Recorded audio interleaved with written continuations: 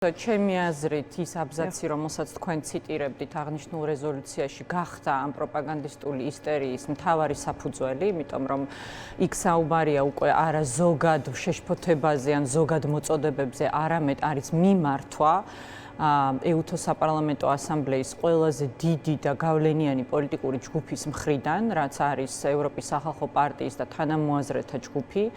და მართლა ღიმილის მომგვრელია, რომ ვინმე მაია ბითაძე, რომელიც კორუფციით ნაშოვნი ფული იმ პერიოდში ალბათ შოპინგით იყო დაკავებული, როდესაც ეს რეზოლუცია იქნა მიღებული და სრულიად არაადეკვატურ განცხადებებს აკეთებდა მას შემდგომ, ამბობს, რომ მისი და სამხარაძის ერთობაც შესაძლოა იგივე პოლიტიკურ წონას ატარებდეს, რაც ყველაზე დიდ და გავლენიან პოლიტიკურ ჯგუფს აქვს ეუთოს საპარლამენტო ასამბლეაში. ევროპის სახალხო პარტია არის პარტია, რომელსაც წარმოადგენს ფრიდრიხ მერცი, გერმანიის კანცლერი, ევროკომისიის პრეზიდენტი ურსულა ფონ დერ ლაიენი, ევროპარლამენტის პრეზიდენტი რობერტა მეცოლა და ძალიან ბევრი სხვა გადაწყვეტილების მიმღები პირი. ეს მინდა, რომ ქართველმა მაყურებელმა საქართველოს მოქალაქეებმა, იმ ადამიანებმა, ვისაც სურთ, რომ საქართველო გახდეს ამ ცივილიზაციური ერთობის ნაწილი, რასაც ევროკავშირი ჰქვია, რომ ერთის მხრივ ჩვენ გვყავს ეს ვიგინდარები, რომლებიც ქართული ოცნების სახელით საუბრობენ და ავრცელებენ დეზინფორმაციას და სიცრუეს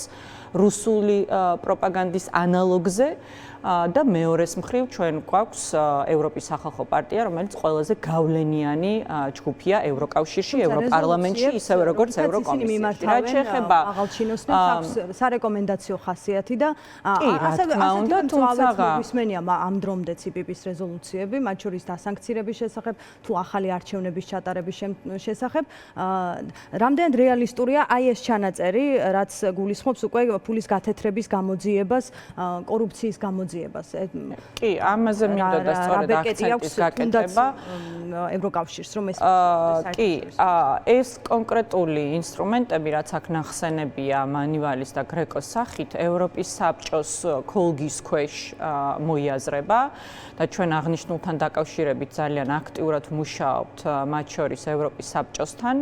თავად მანივალი და გრეკო არის ასევე დიდი საერთაშორისო ფინანსური გამჭვირვალობის ასოციაციის წევრი, რომელიც ტრანსნაციონალურ დანაშაულს სწავლობს და ამ მიმართულებით, სადაც ასევე ამერიკული მხარე არის ჩართული, ჩვენ ასევე მუშაობთ. რატომ? იმიტომ რომ მიგვაჩნია, რომ რეჟიმის ფინანსურად შებოჭვა, რეჟიმის ფინანსურად შეზღუდვა მათთვის ყველა საგრეტიდო ხაზის გადაკეტვა იქნება ეს საერთაშორისო ფინანსური ინსტიტუციები, როგორც არის მსოფლიო ბანკი, სავალუტო ფონდი, აზიის განვითარების ფონდი თუ სხვები, არის ძალიან მნიშვნელოვანი და ასევე ინდივიდუალური ფინანსური სანქციების დაწესება, თქვენ კრედიტ სუისის დავა ახსენეთ და ამის პერსპექტივა, რა თქმა უნდა, არის რუსუდან, მაგრამ ეს თავისთავად არ მოხდება, ამას სჭირდება მიზანმიმართული მუშაობა, ამას სჭირდება ყოველდღიური შრომა, ამას სჭირდება ინფორმაციების მოგროვება და ანალიზი, შემდგომ ამის გაზიარება ჩვენ საერთაშორისო პარტნიორებთან, იგივე ის, რომ ეს კონკრეტული მექანიზმები მანივალის და გრეკოს სახით, რომელიც ყოველთვის არსებობდა, მაგრამ ბიძინა ივანიშვილის რეჟიმთან მიმართებაში, რომელიც უზარმაზარ კორუფციულ სქემებშია ჩართული მრავალი წლის განმავლობაში, რაზეც ოპოზიცია მართალია საუბრობდა, მაგრამ საერთაშორისო შესწავლის და გამოძიების საგანი ამ დრომდე არ გამხდარა.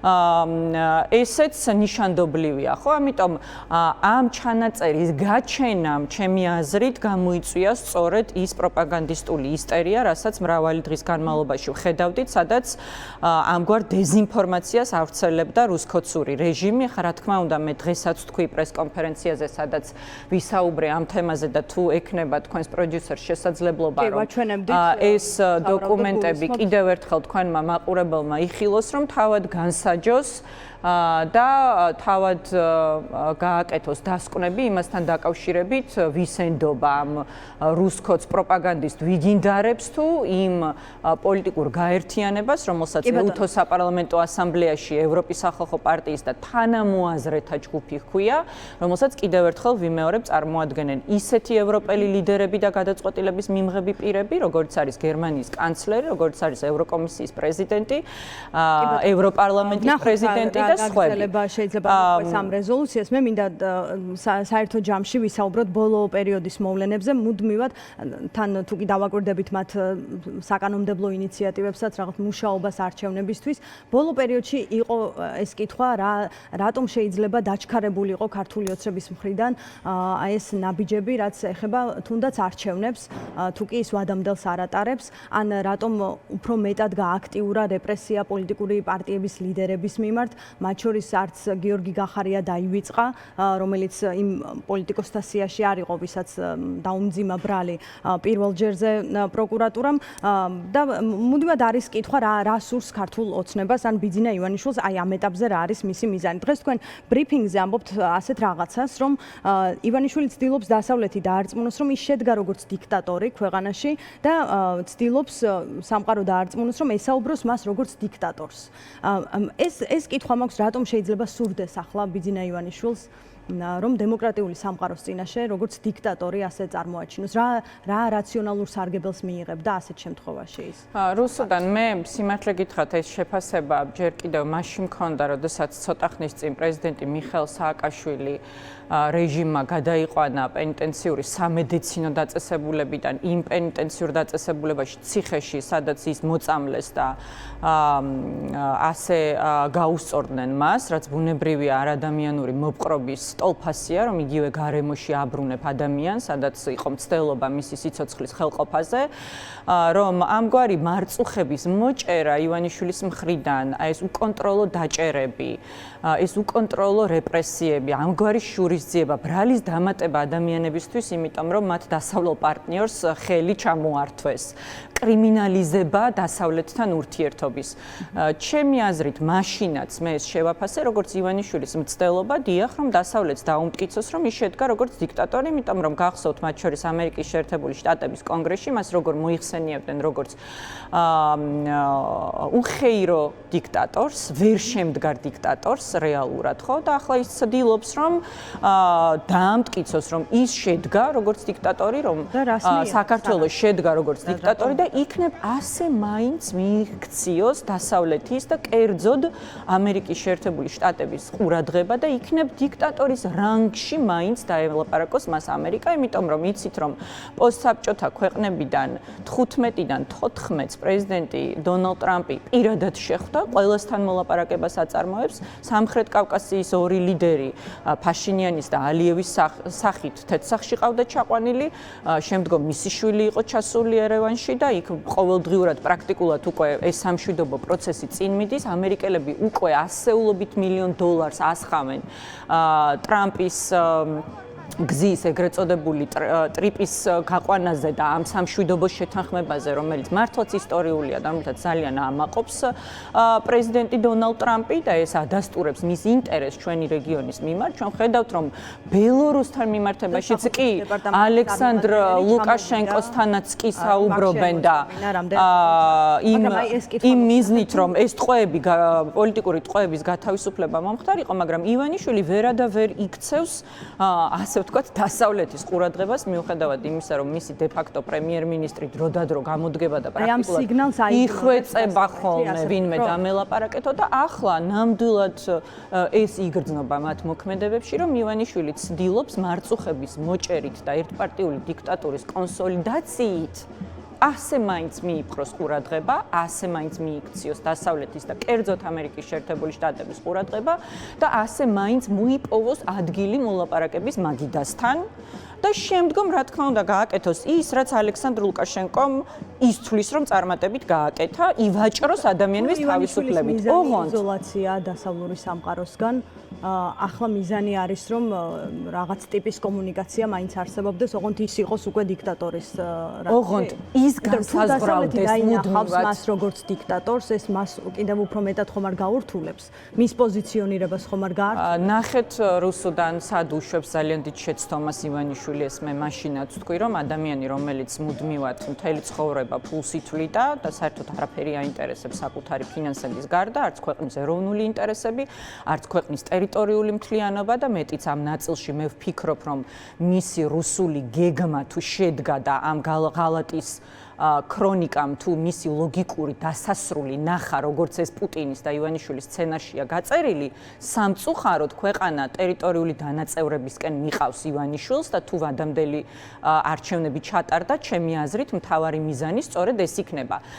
მაგრამ რისი თქმა მინდა, ივანიშვილს საერთოდ არ აინტერესებს ჩვენი ქვეყნის ტერიტორიული დანაწევრება, სუვერენიტეტი, დამოუკიდებლობა, მით უმეტეს ადამიანის უფლებები და საქართველოს მოქალაქეების ყოფა, ქვეყნიდან იძულებით წასული ემიგრანტების უფლებები, ან ქვეყანაში დარჩენილი ადამიანების სოციალურ-ეკონომიკური მდგომარეობა. საერთოდ არაფერი აინტერესებს საკუთარი ფულის და ფინანსური ინტერესების გარდა, მაგრამ ეს მიყვირს, რომ ადამიანი, რომელმაც მთელი ცხოვრება ფულის თვალში გაატარა, იმას ვერ თვლის, რომ ლუკაშენკოსგან განსხვავებით და თუნდაც ვლადიმერ პუტინისგან განსხვავებით, მისი ფინანსები, ისე როგორც საქართველოს ეკონომიკა მთლიანად დასავლეთზეა ჩამოკიდებული და ამას ადასტურებს მათ შორის ის, რომ მისთვის ერთ-ერთი ყველაზე მნიშვნელოვანი დავა და მოვლენა საერთოდ ბოლო რამდენიმე წლის განმავლობაში, რომელიც 24 ნოემბერს უნდა შედგეს დიდ ბრიტანეთში 607 მილიონის სახით ისევ დასავლეთის ფინანსურ სტრუქტურებს უკავშირდება, ხო?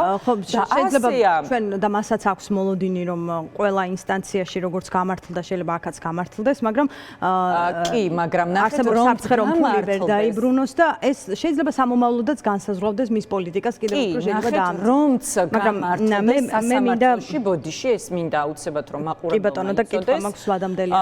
ივანიშვილი რომც გამართლდეს ამ კონკრეტულ კერძო დავაში მასა და ამ შვეიცარიულ ბანკს შორის, რომელსაც რაღაც სიცოცხლის დაზღვევის პაკეტზე ედავება ამ 607 მილიონ დოლარს, შესაძლოა, რომ დიდმა ბრიტანეთმა აღნიშნული სარგებელი მაინც არ მიანიჭოს ივანიშვილს, რატომ? იმიტომ, რომ ის არის სანქცირებული ამერიკის შეერთებული შტატების მხრიდან ერთი და მეორე, ახლა კონკრეტულად ამ მომენტში უკვე რამდენიმე თვეა მიმდინარეობს მისი ფინანსების და მისი რუსეთთან შეზრდილი ინტერესების შესწავლა მასზე ბრიტანული სანქციების დაწესების მიზნით. ეს რა თქმა უნდა ცნობილია ბრიტანული სასამართლოსთვის და ამიტომ შესაძლოა ივანიშვილმა ეს 607 მილიონი დოლარი დაკარგოს და რუსუდან მინდა დანამდვილებით გითხრათ, რომ მაღალი დონის ბოლო შეხვედრა ამერიკის შეერთებული შტატების მხრიდან რაც შედგა საქართველოში და არ გულისხმობ ბოლოს ჯონას კონასის ვიზიტს. გულისხმობ წინა ადმინისტრაციის დროს კიდევ უფრო მაღალი დონის სახელმწიფო დეპარტამენტის წარმომადგენლის ვიზიტს, რომელსაც მე კობახიძის 1 საათიან შეხვედრაზე 45 წუთი დაეთმო ზუსტად ამ 607 მილიონს, რომლის დაბრუნებასაც არ არის თუ ხელისუფლების არა, ხო, გასაკვირია, როდესაც ადამიანი ერის მამად პოზირებს და ერთ დროს და სინამდვილეში თავის მილიონებს დაძდევს და მზად არის, რომ ჩვენი ქვეყანა გაწიროს, დაანაწევროს ტერიტორიულად და დააბაროს რუსეთს. ურთიერთობები, რაც ევროკავშირთან ახლა აქვს, შეიძლება ყველაზე დაბალ ნიშნულზეა, მაგრამ შეიძლება ქართული ოცნება, მაინც ყველაფერი არ არის ქართული ოცნების მხრიდან გაკეთებული. თქვენ თუ დამეთანხმებით, მას შეუძლია კიდევ უფრო მეტად გაამწვავოს და ალბათ კიდევ უფრო რადიკალური ნაბიჯები წინ არის, პირდაპირ უარის თქმა ევროკავშირთან, ან სხვა შეთანხმებებიდან გასვლა და ასე შემდეგ. მე მაინტერესებს თქვენ როცა ამბობთ, რომ ეს საგარეო კურსი ასეთია და ამ გზას დაადგა ხელისუფლება, ამ რესურსის პირობებში რაც თქვენ გაქვთ როგორც ოპოზიციას, საერთოდ რა რესურსი გაქვთ, ან როგორ შეგიძლიათ, რომ წინ აღუდგეთ, იმიტომ რომ ეს პოლიტიკა უკვე ქვეყანას აზიანებს. ანუ ზიანისგან თავის ასარიდებლად, უფრო დიდი ზიანისგან ასარიდებლად, თქვენ რა შეგიძლიათ ახლა? რა არის თქვენი უპირველესი ამოცანა? რუსუდან მე ძალიან დიდი ხანია ვსაუბრობ იმაზე, რომ დიქტატურასთან, ვლადიმერ პუტინთან, რუსეთთან, მტერთან ბრძოლა დანაწევრებული ფორმით არის უკიდურესი უმეცრება. აი როგორ წარმოგიდგენიათ ახლა თქვენ დღეს, რომ ზელენსკის, რომელსაც სხვათა შორის ძალიან მძიმედ აკრიტიკებენ, იქნება ეს პოროშენკოს პარტია თუ სხვა ოპოზიციური ჯგუფები, მათ შორის საზღვარგარეთ ყოველთვის პოზიციონირებენ ერთიანი პოზიციით და რა თქმა უნდა, მათი შეერაღებული ძალები ებრძვიან მტერს ერთიანი ძალებით. ანუ შეუძლებელია ამ პირობებში. ჩანს რომ არ შეუძლებელია მტრის დამარცხება, ისეთი ვერაგი მტრის დამარცხება, როგორიც არის ვლადიმერ პუტინის რუსეთი, რომელიც არის მსოფლიოს სენი. რომლის დასამარცხებლად უკრაინა ყოველდღიურად წირავს ამდენ მოქალაქეს, ეხლა საქართველოში მოვისურვეთ, რომ ვლადიმერ პუტინის გავლენის აგენტი ბიძინა ივანიშვილი დავამარცხოთ ცალკე ნაციონალურმა მოძრაობამ, ცალკე ახალმა, ცალკე ლელომ და ცალკე იმ ვიგინდარაზე საერთოდ ლაპარაკი არ მაქვს, რომელიც ოპოზიცია დასაღებდა საკუთარ თავს, გულისხმობ ბატონ ქვეყნიდან გაქცეულ შიშარა ვითომ სუპერძალოვან გახარ. ქვეყნის გარეთ ხომ იყავით ერთიანები? ცალკე არიან, რა თქმა უნდა, აქტივისტური ჯგუფები, ცალკე არის ყველაზე ეფექტურები, ალბათ ქვეყნის გარეთ იყავით. როცა ერთად ეთანამშრომლებოდით პარტნიორებს, ხომ? ამ შემთხვევაში რა შეიძლება ამ ერთი წლის განმავლობაში ბევრი შედეგიც დადეთ, მაგრამ ახლა რა შეგიძლიათ? ანუ ახლა სადაც ერთიანები ხართ, ეს არის ქვეყნის გარეთ, თუ ესეც დაიშალა. აქაც სიმართლე გითხრათ, მათ შორის ჩემ და სამწუხაროდ ამას ძალიან გულწრფელად ვამბობ. ლელოს პოზიციის გამო, რომ 4 ოქტომბრის ადგილობრივი თვითმმართველობის არჩევნებად წოდებულ რუსულ სპეცოპერაციაში მონაწილეობა მიიღო ამ პროცესის ლეგიტიმაციისთვის რეალურად, რა თქმა უნდა, ოპოზიციის ერთიანობის იმიჯი და შესაძლებლობა დაარღვია ჩვენ საერთაშორისო პარტნიორებთან, მაგრამ ეს იმას არ ნიშნავს, რომ უნდა გავჩერდეთ, ეს იმას არ ნიშნავს, რომ არ უნდა ვიმუშაოთ, თქვენ ნახეთ დღეს მათ შორის ძალიან მწვავე წერილი, რომელიც ევროპარლამენტარებმა მიწერეს ურსულა ფონ დერ ლაიენს, მინდა გითხრათ, რომ ვითომ რუსთავი ორის მხრიდან საათებით ადრე ამ წერილის გაჟონვაც ზუსტად ისეთივე რუსული ტიპის დეზინფორმაციის ტალღის აგორებას ემსახურებოდა, ვითომ რაღაც სკანდალის და ისტერიის შექმნის მიზნით, რაც ვიხილეთ იგივე ეუთოს საპარლამენტო ასამბლეის, ევროპის სახალხო პარტიის და თანამოაზრეთა ჯგუფის რეზოლუციასთან მიმართებაში. დღეს ოპოზიციამ ცალ-ცალკე თუ ერთად იცის როგორ მარცხდება ბიძინა ივანიშვილი? უპირველეს ყოვლისა ერთობით მარცხდება. არ გაქვთ ერთობით? უნდა შედგეს, ვინც ვერ ახერხებს დიდი ერთიანობის შექმნას, მათ არ აქვთ ჩემი აზრით გააზრებული რეალურად. მაგრამ იგივე ლელოს პოზიცია აქვს, როცა საერთოდ არ ვიცი რა პოზიცია აქვს. არა, მე ვამბობ, თქვენ ამბობთ, რომ ქვეყნის საგარეო ასპარეზზეც რაღაცნაირად დაზიანდა ლელოს პოზიციონირების გამო თქვენი ერთიანობა. მიუხედავად ამისა, ჩვენ ერთიანობაზე მათი პასუხიც იცით, რომ როცა მანამდე 4 ოქტომბრამდე თქვენ ან ქართულ ოცნებასთან მოთანამშრომლეს უწოდებდით, ან მოღალატეს, მათ პოზიცია ასეთი აქვთ, რომ და ბოდიში ხა ეს იყო საერთო ბრძოლის მიზნების ღალატი, ამას ყოველთვის ვიტყვი და ეს მართლა ესე იყო, რომელმაც ეს საერთო ბრძოლა დააზიანა, ხო? რომელმაც ეს საერთო ბრძოლა დააზიანა. ლეგიტიმური გახდა. და რა ვიცი, მე ლელოს ადგილას ვიყო, ახლა მაინც გავიაზრებდი ამ უმძიმეს შეცდომას, რომელიც ამ პოლიტიკურმა გაერთიანებამ დაუშვა, გამოვიყვანდი ადამიანებს ამ ეგრეთ წოდებული საკრებულოებიდან, რომელიც სინამდვილეში კორუფციის წყაროა და არაფერს აკეთილდღეობს ჩვენი ქვეყნის მოქალაქეებში ბისთვის არც ერთ რეგიონში არ გააკეთებენ და ვერ გააკეთებენ, იმიტომ რომ ქვეყანაში მძვინვარებს დიქტატურა, რუსული ტიპის დიქტატურა და რაღაც ამ დიდ საერთო ბრძოლას შევუერთდებოდი, მაგრამ ყოველ შემთხვევაში ჩვენ ის ადამიანები, ვისაც სწორად გააზრებული ეს ბრძოლა, ჩვენ უნდა გავერთიანდეთ, ჩვენ უნდა შევქმნათ სინერგიები, ჩვენ უნდა ვიყოთ კიდევ უფრო აქტიური იმისთვის, რომ ერთი საერთო ფრონტი შეიქმნას ივანიშვილის რეჟიმის. კი ბატონო, ბოლო კითხვას დაგისვამთ. ნაციონალური მოძრაობა ფიქრობს ვადამდელის შემთხვევაში როგორ მოქმედებს? ვადამდელის შესახებ